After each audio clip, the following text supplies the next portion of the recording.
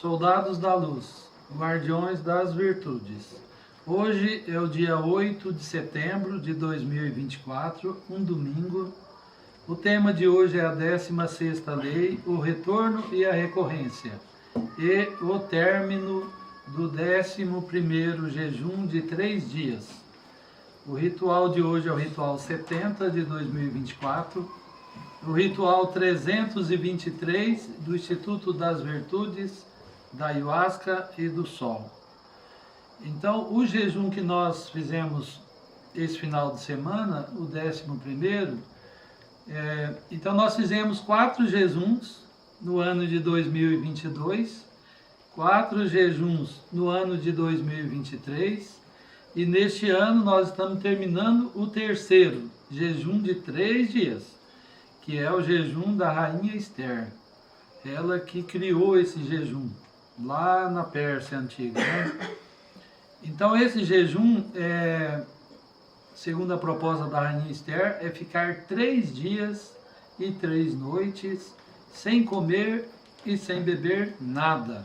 Mas aqui no Instituto nós temos a tradição, né, de fazermos o jejum total, né, de novembro para cá, né, do 8º jejum. No 8º jejum foi instalado o jejum total, né? Porque os primeiros a gente fazia, né, na modalidade parcial. Então agora nós temos 2 modalidades. Então tem um grupo de pessoas que fizeram total e outro grupo que fizeram parcial. Então eu quero agradecer, né, as pessoas que fizeram, né, o jejum total, Kleber, a Maria Lúcia, né, e eu. Nós fizemos em 3 o jejum total. O jejum parcial, né, eu quero agradecer também a Elisângela Damas, a Cristiane Colombo, o Richard Cleaver e Ângela Martins Alves, essa do ritual. Então nós estávamos em 7 pessoas fazendo o jejum, né? E mais algumas pessoas que fizeram em casa, né? Também teve algumas pessoas que me mandaram mensagem, né? Que estaria fazendo em casa. Algumas pessoas não fizeram 3 dias, mas fizeram 1 dia, 2 dias, né? O Jay fez um dia e meio. A Vanessa e o Marcelo também fizeram 1 dia, né? 24 horas. E teve mais algumas pessoas que fizeram 24 horas, né? Então, a importância desse jejum, o jejum de 1 dia, de 24 horas, que são 55, 56 por ano, né? Depende do calendário nosso, mas em média 55 jejuns por ano que nós fazemos. Jejum de 1 dia, toda semana. E fazemos também o jejum de 3 dias a cada 3 meses. E o jejum de 7 dias e de 21 dias, uma vez por ano, né? No mês de janeiro. Como nós fizemos agora e vamos fazer de novo em janeiro de 2025. Eu fiz 3 dias de jejum, né, agora, jejum total, e eu me senti preparado já para fazer os 7. Se fosse para mim continuar hoje já no quarto dia, eu estaria preparado. Eu senti isso. Não tive assim nada, né, de saúde que me impedisse de fazer, né? Não tive nada assim, só o que é próprio do jejum mesmo, uma moleza, uma fraqueza, né, que é natural. Mas é muito importante os jejuns. Então nós temos essa sequência aqui no Instituto e eu peço, né, a todos que estão aqui presentes, que hoje nós estamos aqui em 31 pessoas, né, que participaram desse ritual. Então eu peço a vocês, né, e aos que vão ouvir, 200, 300, 500, 800, né, que já teve live do Instagram, que chegou quase 900, 893. Então eu peço a todos que vão ouvir depois no Instagram, que façam essa série de jejuns. Façam o jejum de 24 horas, toda semana. Se não puder fazer no dia e no horário que nós fazemos, que a maioria faz, pode fazer em outro horário, né? Tem gente, o Rodrigo faz das 8 horas e termina nas 8, o Mestre Robson começa meio-dia e termina meio-dia do outro dia, né? Então tem algumas pessoas que fazem horários diferentes, de segunda para terça.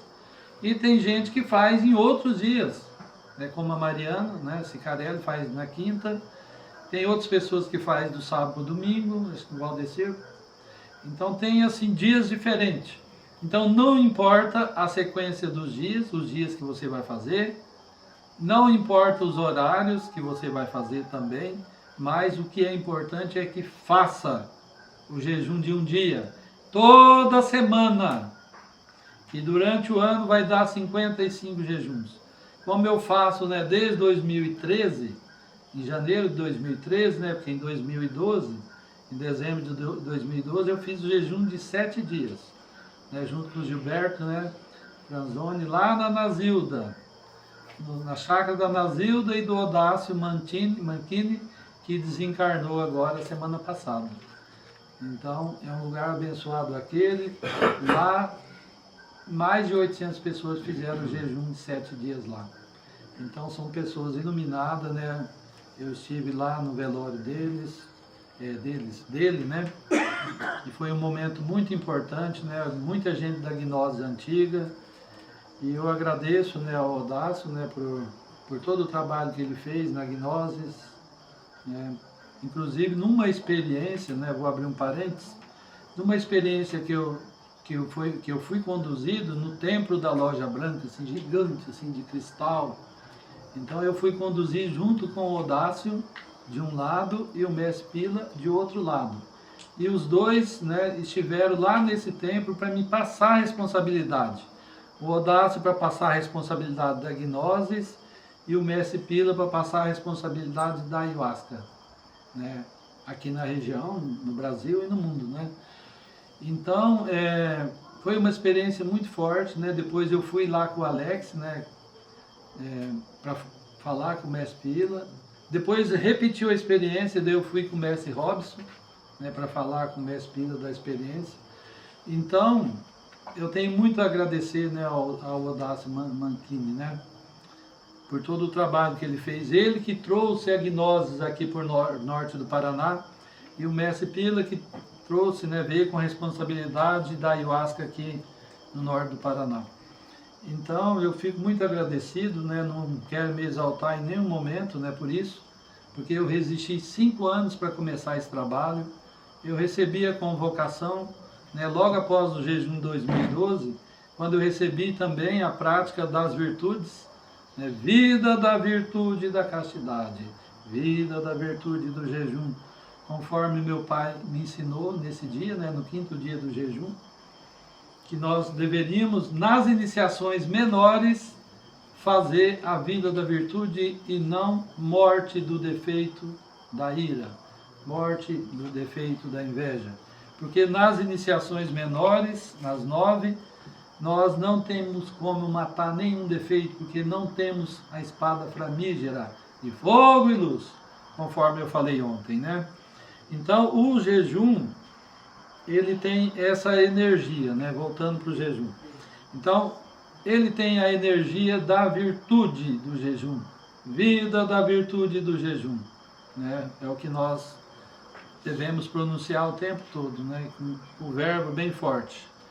Então, vocês que estão ouvindo aqui, que vão ouvir no Instagram, então pegue firme no jejum de um dia, né? Essa oportunidade que o Instituto está dando de fazer o jejum de 3 dias a cada 3 meses e o jejum, né, de 7 dias que nós estamos fazendo aqui, né, que a Letícia e o Gilberto também estão fazendo a IACER.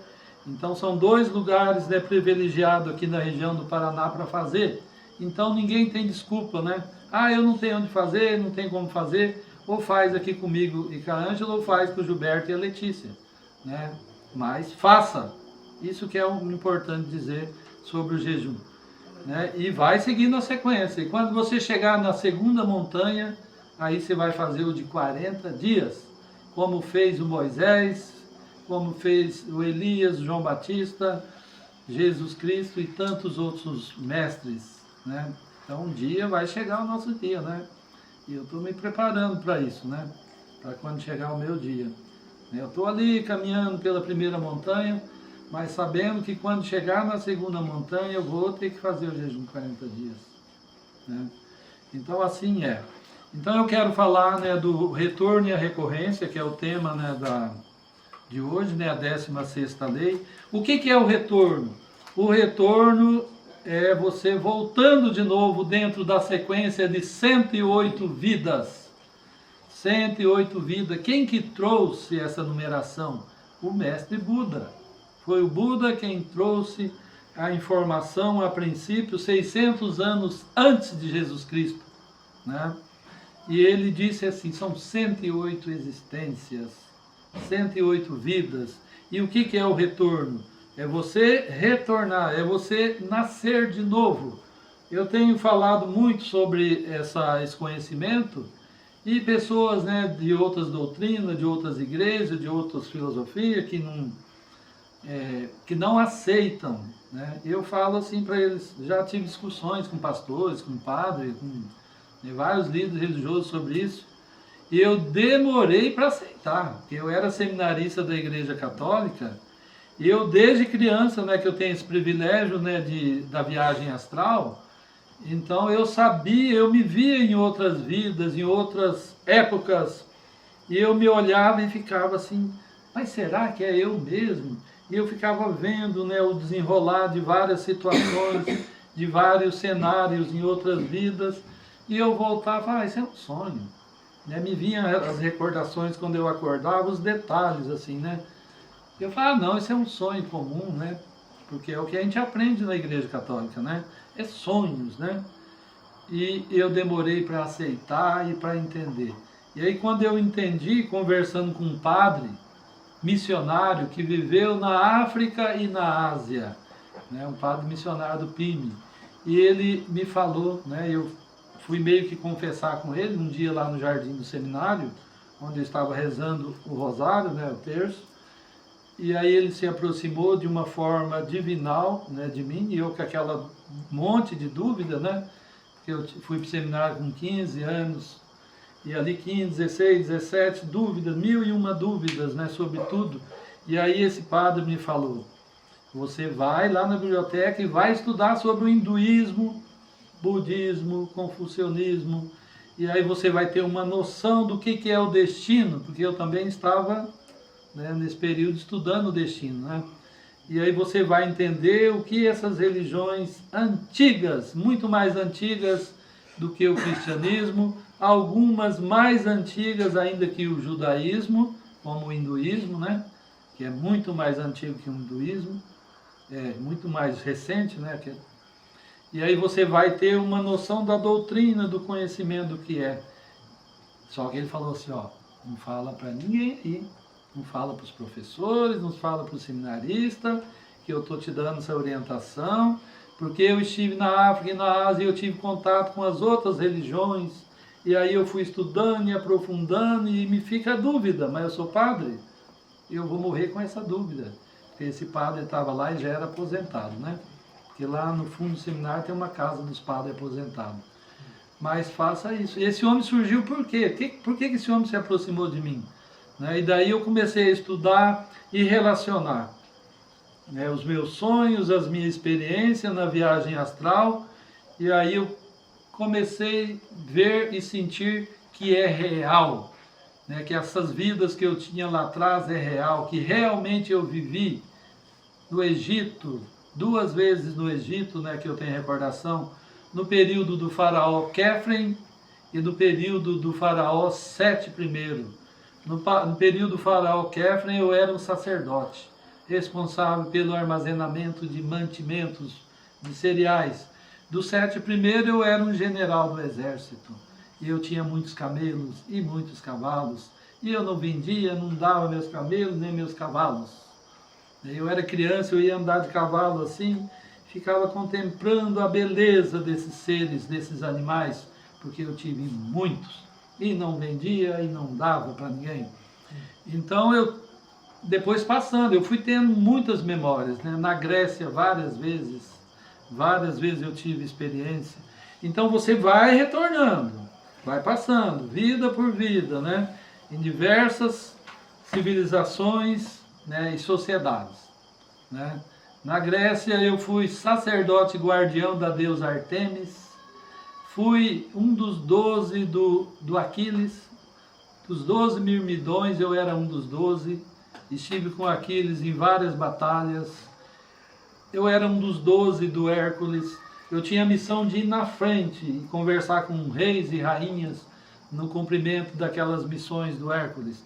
Então, cada experiência dessa é tempo, eu precisaria aqui de um dia para contar cada um. Já me falar, escreve, mestre, vou escrever como, né? Até hoje eu estou 42 horas na escola trabalhando, e sempre foi assim, né? E professor trabalha na escola 40 horas e 40 horas em casa, né? É trabalho, é prova para corrigir, né? Então é assim a vida do professor. Eu não consegui escrever. Então eu estou falando, né? Se algum dia alguém quiser escrever, ele vai estar aí, né? Nos áudios. Alguns já até se perderam, né? E aí foi indo, né? Na Grécia, depois em Roma. Em Roma eu fui centurião, responsável para cuidar de 100 soldados, né?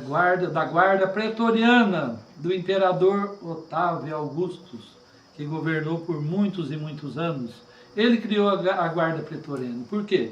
Porque o imperador anterior a ele, o Caio Júlio César, não tinha guarda-costa, não tinha guarda pretoriana, e foi assassinado no Senado romano pelos senadores.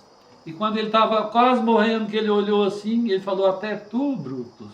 O Brutus era um filho adotivo dele, né? E daí ficou famosa essa frase, né? Então, quando alguém está te traindo, você olha bem para ela e fala assim, até tu, Brutus. Né? Porque a lei da traição é uma outra lei que eu vou falar outro dia, né? Faz parte das 48 leis. Você tem traidor na tua família, no local onde você trabalha, onde você estuda, na rua onde você mora, tem um traidor. Você tem que identificar ele. Identifica antes que seja tarde, né? Antes que ele mate você, igual o Brutus fez, né? Então assim é, e eu fui passando, passei por Roma, e passei na Índia, e passei na China, e fui dos povos viking, e fui indígena aqui na América. Quando os europeus chegou, eu era índio. Eu fiquei escondido atrás daquelas árvores gigantes, olhando aqueles barcos gigantes. Porque nós tínhamos um barquinho pequeno assim, né? E eu fiquei escondido atrás da árvore. Foi o cacique, o pajé lá receber os europeus. E depois agora, nos anos de 1800, nos anos de 1700, eu era um cardeal lá em Portugal. Quase fui eleito papa. E estava por ali, meu amigo que foi eleito, né? Fiquei ali convivendo com ele ali no Vaticano. E no ano de 1800, por causa de ter sido um cardeal, orgulhoso, né? Cheio de pompas, de riqueza e terra, em 1800, sabe o que aconteceu?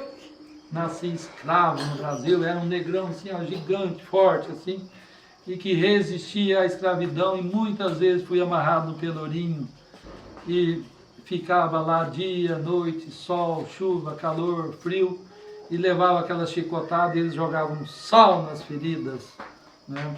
E assim foi, e assim eu nasci. Então aí é o retorno. Então cada um de vocês que estão aqui e que estão ouvindo, tem a possibilidade de resgatar essas memórias. Eu contei algumas, né? Porque eu tenho mais de 30 já a memória. Nós não temos tempo aqui para eu ficar contando todas, nem em detalhes, né?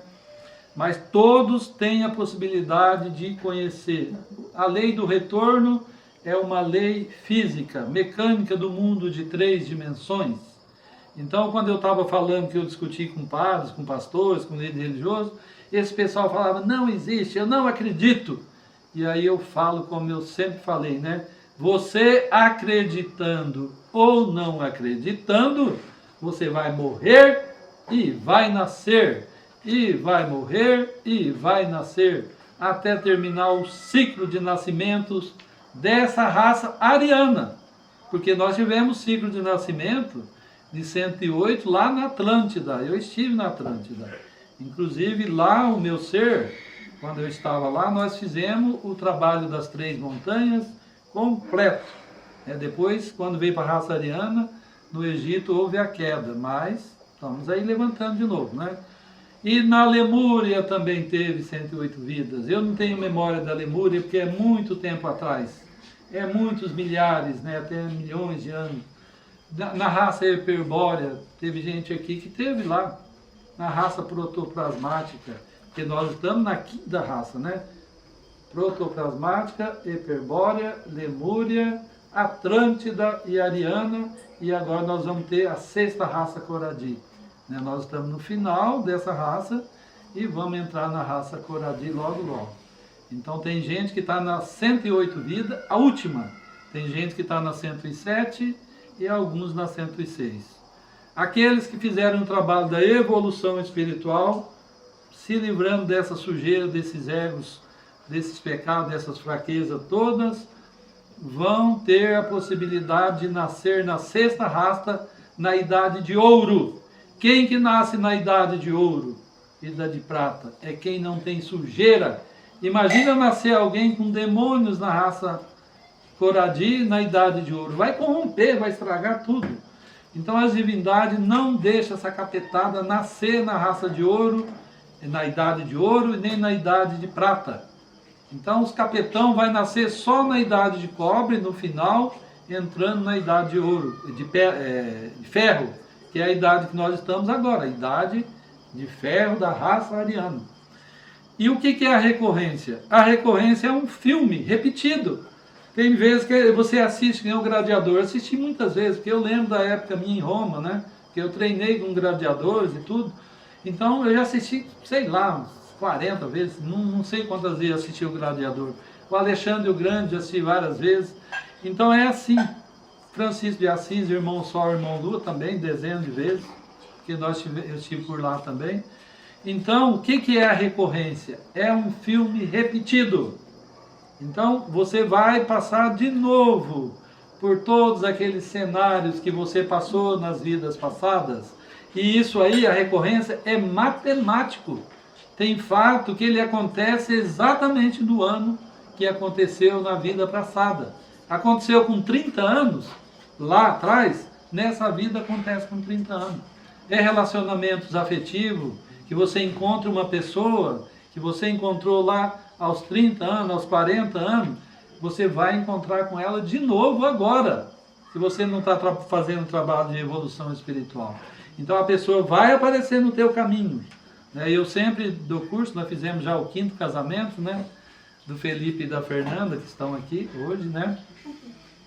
E eu sempre falo com eles antes do casamento, vai surgir pessoas no caminho de vocês, que é a lei da recorrência.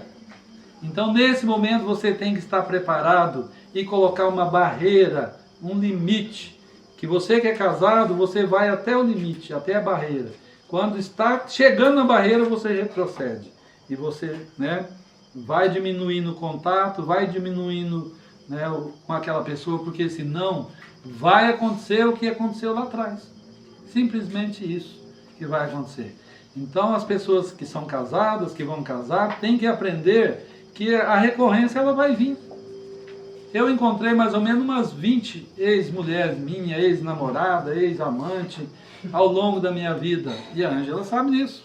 E ela também encontrou. Veio para ela também recorrência. Mas tanto eu quanto ela, nós colocamos a barreira e nós sabemos o limite até onde vai. Então isso é recorrência. E tem recorrência de acidentes, recorrência de filhos. A maioria dos filhos são gente que você matou, que você tirou a vida e agora você, pela lei da causa e efeito, pela lei da recorrência, você vai ter que dar a vida. Cuidar dessa pessoa que você tirou a vida. Agora você vai dar vida e vai cuidar. Então é assim a maioria dos filhos, a maioria dos irmãos. Dificilmente você se dá bem com os irmãos. É aquela briga sem fim com irmãos. Tem irmãos que até rola no chão, na porrada mesmo. Por quê? É acerto de conta, é a recorrência, voltando tudo de novo. Então é um filme repetido para poder entender. Então eu quero agradecer aos guardiões de hoje, Marcelo Ceribelli, guardião dos homens, Vanessa Ceribelli Breda, guardiã das mulheres, Elisângela Damas, guardiã das mulheres, e agradecer a cada um das 31 pessoas que estiveram aqui hoje, o Alisson, Rafael Alves, o Kleber, Rafael Campos, Bruno, Valdecir, João Gabriel, Richard, Henrique, Robson Donadio, o Jay, Felipe Bastos, o Guga, o Rodrigo Novaes, José Marcos e a mim, José Carlos Alves, mestre do ritual. Agradecer a Eine, a Giovana, Maria Eduarda, Cristiane Colombo, Michele, Neuza, Maria Lúcia, Heloísa, Pietra, Andressa Algaier, Fernanda Lerbal e Ângela Martins Alves, mestra do ritual, minha esposa sacerdotisa. Gratidão pela oportunidade. Força e luz. Glória a Deus. Glória a Deus. Aleluia. Aleluia. Viva Cristo. Viva Cristo.